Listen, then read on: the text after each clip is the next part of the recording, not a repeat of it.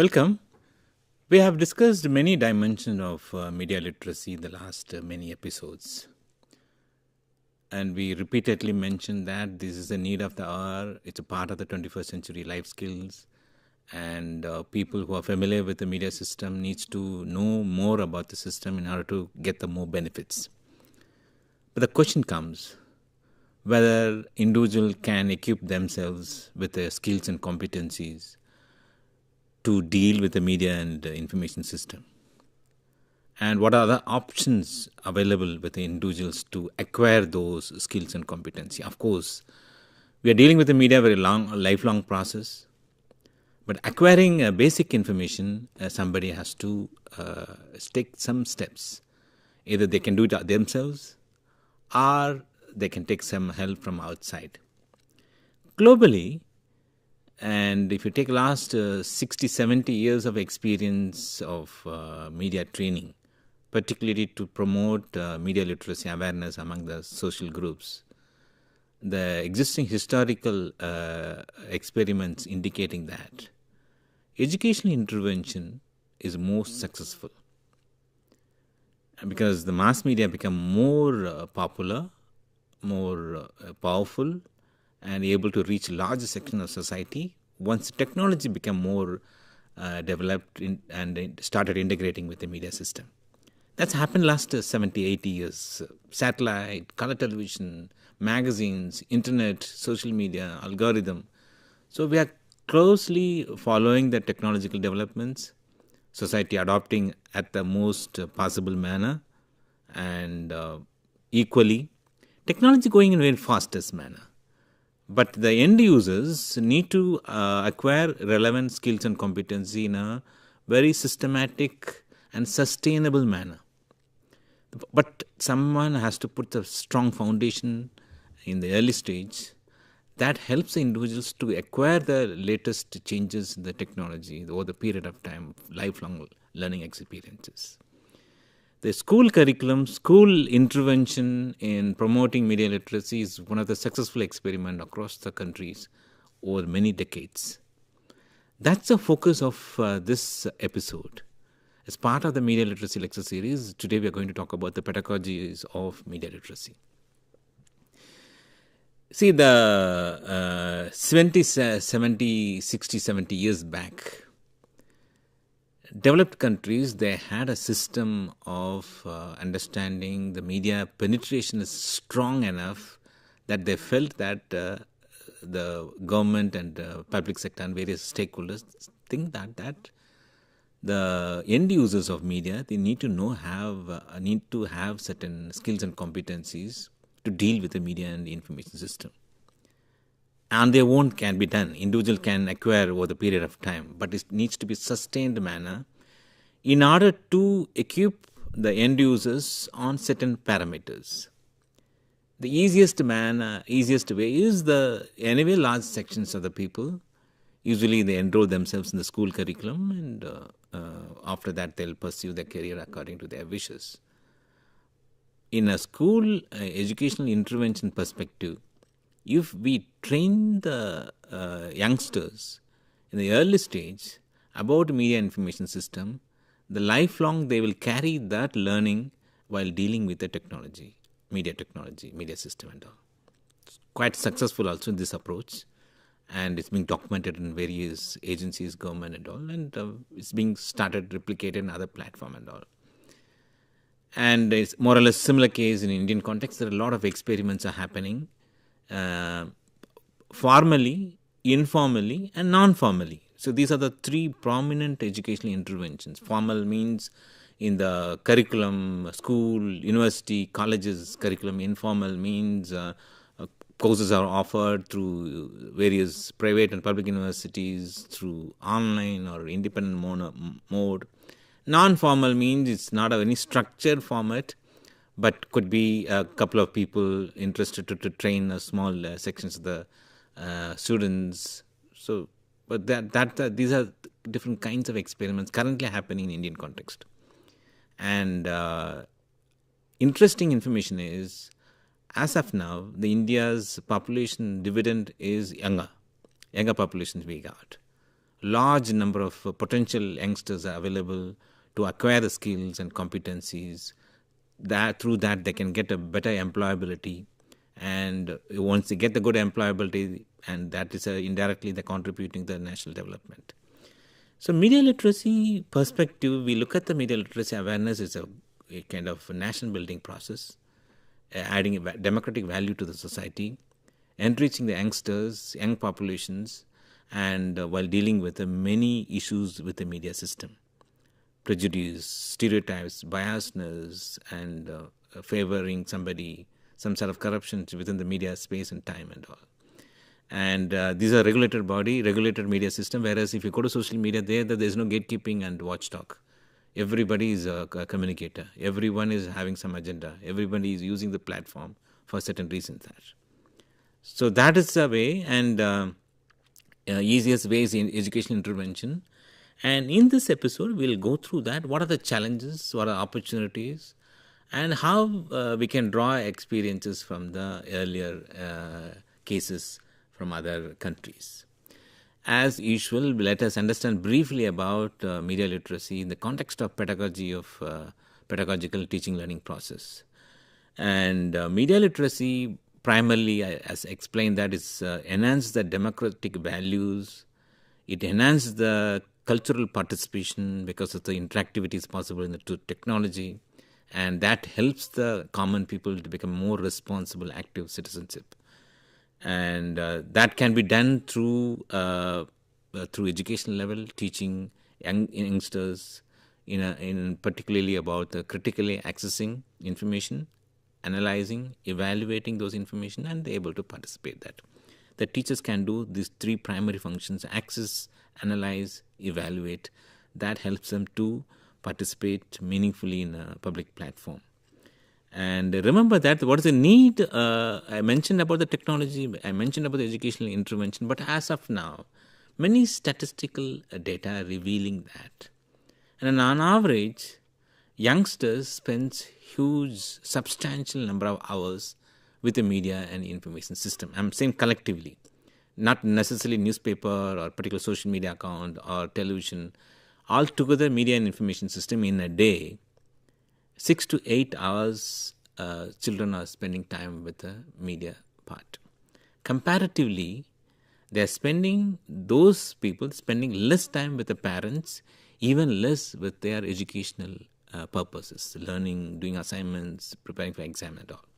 So primarily, in out of 24 hours, the young populations spending more time with the media, lesser with the parents, even lesser with the educational purposes.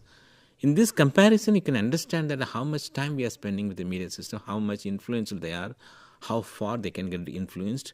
If the influence means how far that will reflect in a society. In this cyclic process, you can understand the need for orienting the youngsters, younger populations on media and information literacy there.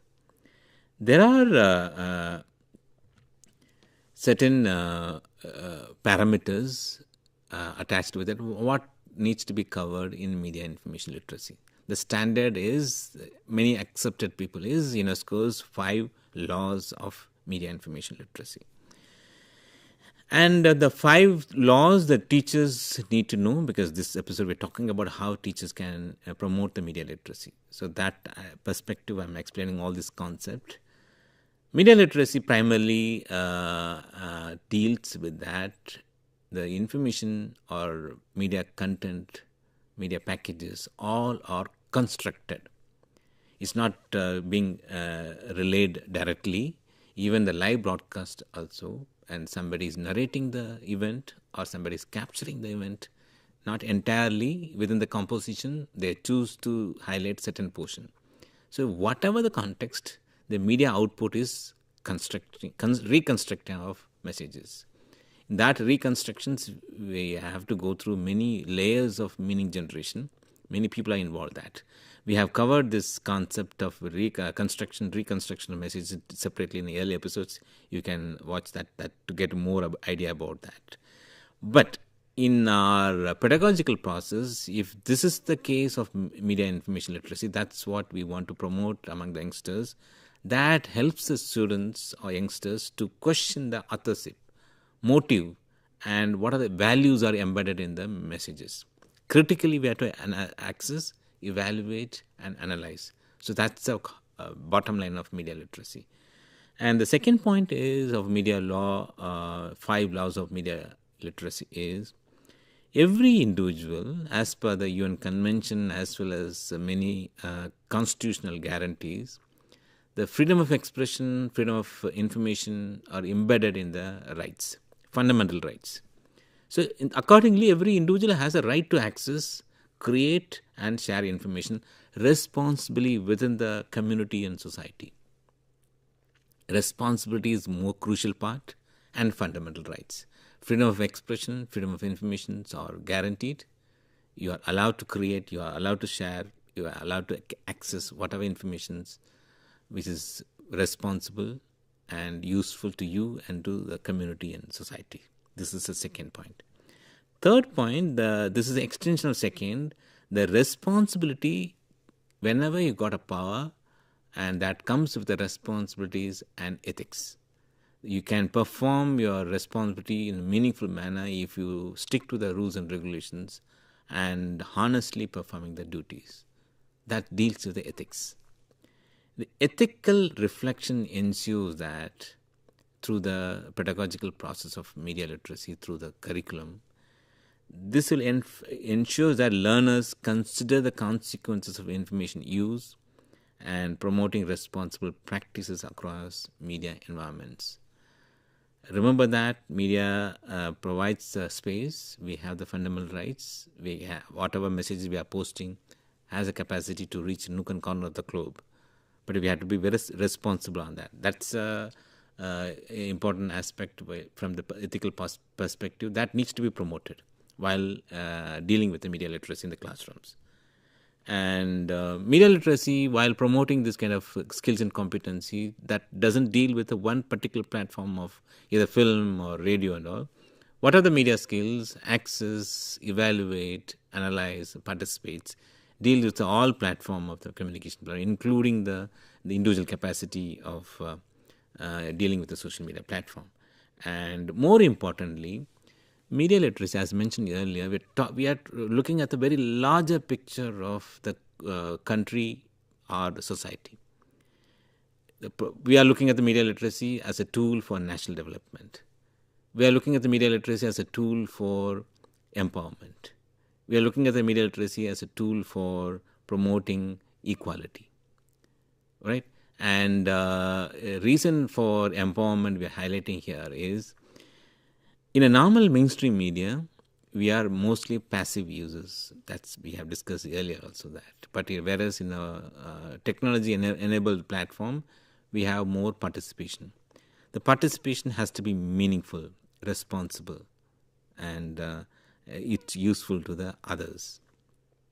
So once you get once you try to empower the children about the usability of media literacy, they are empowered with some set of skills and competency that helps individuals in themselves, as well as with that they can help others. So these are the 5 broad laws of media information literacy according to UNESCO. That why pedagogy matters in media literacy. We have so far in the episodes we talk about the intrinsic internal issues of media literacy, but now we are talking about how to teach media literacy and why it's important. Media literacy pedagogy ensures that, and it goes beyond the superficial interaction with the media system. And it's not about awareness about the media, but it's about it helps the end users to shape the habits of questioning. That's a critical aspect of media literacy. Not merely a passive consumer, rather you have to be an active user. Active user means the sense they have to engage with the media system by questioning that. Questioning can come if they have ability to understand the content in a critical manner. That's a cognitive skill, understanding capability. Questioning, analyzing, and responsibly creating media. These are the broad outcome of our teaching learning process of promoting media literacy in the classroom. The effective pedagogy, the teaching learning process, empowers the learners, youngsters, to become an informed citizen who can navigate through various media issues like representation, stereotypes, biases, and influences across various media systems. Not only the media literacy helps the people to access and participate, but that gives a scope for them to navigate with the media system. It has a potential scope of biasness, representational issues, and influence. Because no free meal, that's what largely we used to say that. No information is coming with a plain simple. Largely it's loaded with a hidden agenda, which may not be visible at all. Because it's continuously exposed to the hidden agenda. The aim of the hidden agenda is to make ourselves, to change our knowledge system towards one direction. That we have to resist that. That's one aspect of media literacy. So that needs to be cultivated through the teaching learning process. And we said why the media literacy needs to be taught, and what kind of methodology is required for media literacy. And that is crucial, because a lot of creativity needs to be incorporated. And media literacy without pedagogy risks superficial understanding. They may not be able to go deeper. They may not have a critical engagement with the media system. And structured teaching ensures deeper inquiry, reflective reasoning, and critical media competencies. These are the outcome of effective media literacy engagement with the youngsters. And the appropriate pedagogical plan, teaching learning strategies, ensures students with the capacity to analyze and evaluate the media system, empowering responsible engagement with the media and information creation. So overall, we are talking about the responsible media creation part. And another benefits of having effective pedagogical process to promote media literacy is it promotes the critical thinking. Media pedagogy teaches students to ask who create this message whenever they come across advertisement, very creative advertisement, very creative television series, or shorts, reels. And a media literate person should not engage as a mere passive audience, but they have to ask questions parallelly while they're reading, enjoying, entertaining, learning the media content. Who creates that message, and whose interest it's serving, and which voices are remain excluded. If you start asking questions about the content, you will get to know about many interesting information of hidden agenda. And if you ask this question, you'll definitely understand that many messages may not be meant for you, meant for something else. In Indian populations, or generally, the children occupies close to 40% of the population size. But whereas if you calculate how much the percentage of children's program available in the media system, it's closely around the 3 to 5%. This is according to the statistics.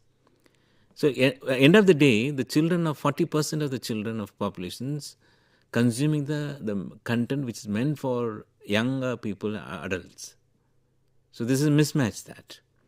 If you look at the media content as a child, ask these questions, you can see how vulnerable our children are there, how much exposure they are exposing themselves to the media content, which is very prone for influential change in the knowledge system. And basically, pedagogy helps the active learning by integrating dialogue, critical analysis, media production techniques, meaning of camera and sentences, and the quality of audio. To various techniques we can teach them to create a very responsible creative content. And students, through the effective pedagogical process, they'll transfer the skills in other aspects of digital literacy, ethics, and communication that supports the personal empowerment and professional opportunities. The end of the day, benefits for individual is these are two things. Of course, through that we will get society gets a benefit, community gets a benefit, and next level, the national development grows. So this is a larger picture.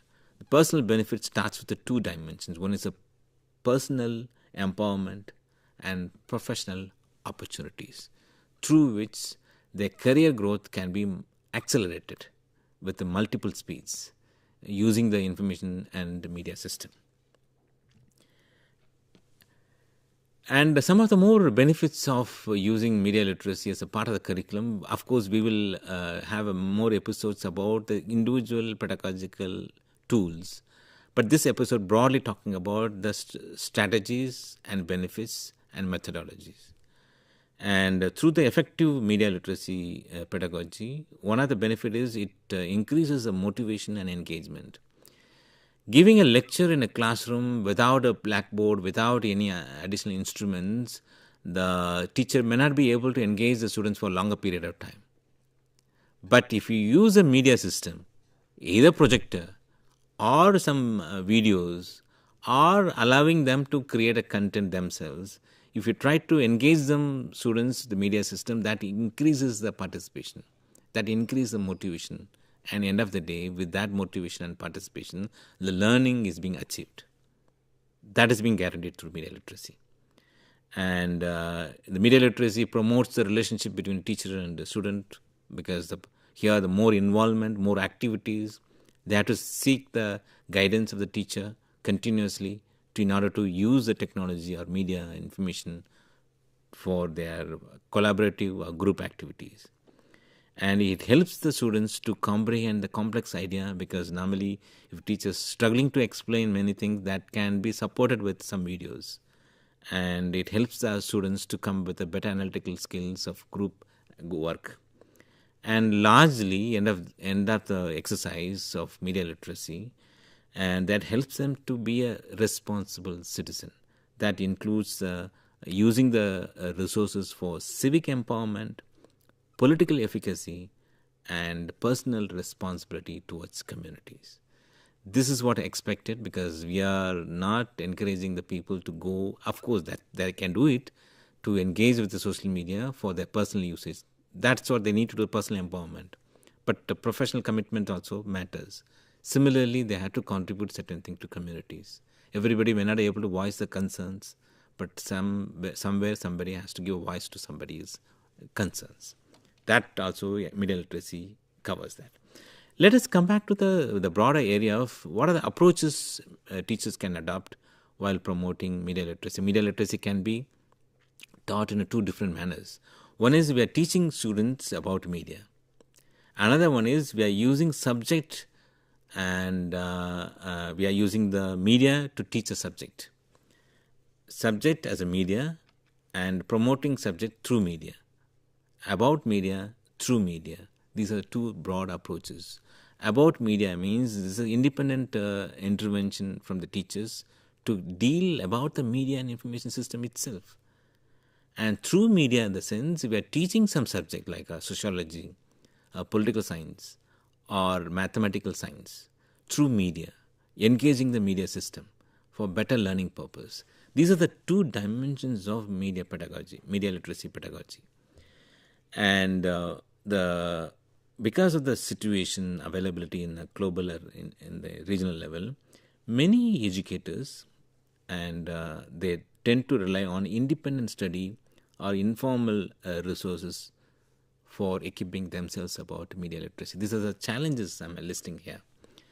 And there's a lack of appropriate institutionalized training for in-service or pre-service teachers to promote media literacy. So in this scenario, not necessarily in the global south, even in Western countries, there's a lack of formal training for teachers, in-service and pre-service. And there's a lack of staff developmental workshop. Short courses might be useful for the teachers to themselves introduce to media analysis, production, or theme-based work on either music videos, internet usage, or something else. And there's a need of curriculum-based models, distribution of teaching materials to integrate media MIL literacy into the curriculum. This is one problematic area, because this needs appropriate policy interventions. Stakeholders, political or government or corporate or public stakeholders, they need to have a policy framework in order to promote the media literacy in a meaningful manner, in a sustainable long-term project. And mentoring and partnership, these are the part of the approach to promote the media literacy. And one stakeholder can't promote and can't take the full responsibility. Some sort of collaboration, some sort of partnership is required to promote the regional, local level of interventions. And it could be a formal manner through which universities, schools, and colleges can integrate the curriculum in a systematic manner to promote the media literacy in every year, in a sequential year. Every year they can train thousands of people in that process. And there are three pedagogical approaches, pedagogical anchors in media literacy. One is a critical pedagogy, another one is a constructivist approaches, and third is inquiry-based pedagogy. In the critical pedagogy, broadly emphasize the questioning the power, questioning the ideology. By media, they tend to promote power and ideology. And media literacy, through this pedagogical approach, they'll keep the learners as a co-creator of knowledge rather than information recipient. Means active media user, a passive media user.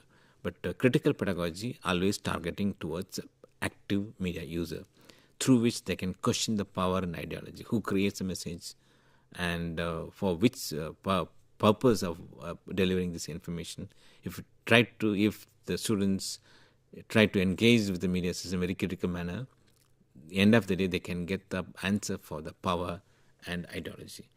Broadly, it encourages the critical pedagogical perspective, encourages the learners to examine how media education and communication works, and how dialogues plays a crucial role in understanding complex issues.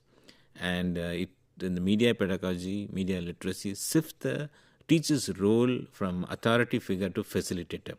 Knowledge is not confined to only the teacher, but teacher facilitate that knowledge can be acquired beyond the teacher from many more sources, reliable sources.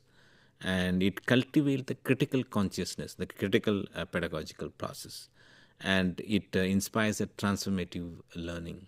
That's a broad area of media literacy in a critical perspective. Constructivity approach, broadly it highlights learners' active role in building understanding through collaboration, media interaction, experimental learning activities. It recognizes the knowledge is not transmitted, but it's constructed. And it engages students in collaborative projects, and it encourages digital and media tools to promote interactive learning, and it supports experimental activities.